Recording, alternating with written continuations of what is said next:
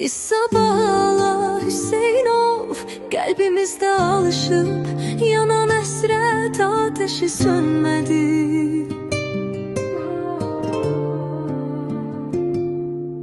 Neçə fəsillər keçdi, illər keçdi, yenə gözlədik. De hardasan şəhidim, bəlkə yolun uzaqdır. Hər kəs getdi, gəldi və qovuşdu, bircə sən dönmədin. Bəlkə sən getirdin vətənimizə gələn baharı. Bəlkə sən torpaqda cənnət bağçamızın gülizarı. Sənə necə toxunaq axı, biz necə danışaq. Əlimizdə qərənfillə baş çəkirik sənin məzarı. İsabala Hüseynov, qəlbimizdə alışıb yanan həsrət ateşi sönmədi.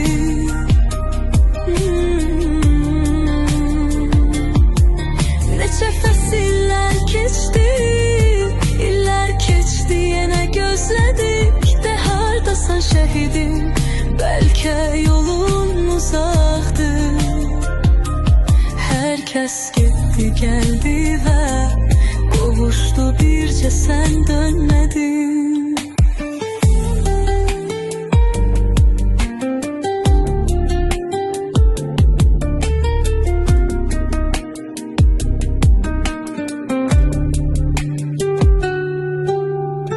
Sevgimiz sonsuzdur, sənə düşünmə yarıda qalır. Nə olar gəl heç kim görməsin, ailən görsün xəlvətdə səni.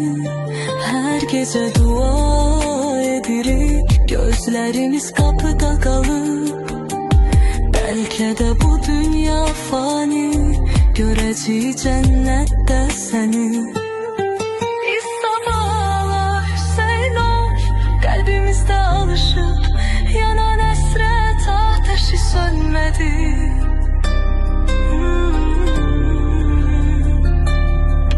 Neçə fəsillər keçdi, illər keçdi, yenə gözlədik. De hardasan şəhidim, bəlkə yolun uzaqdır.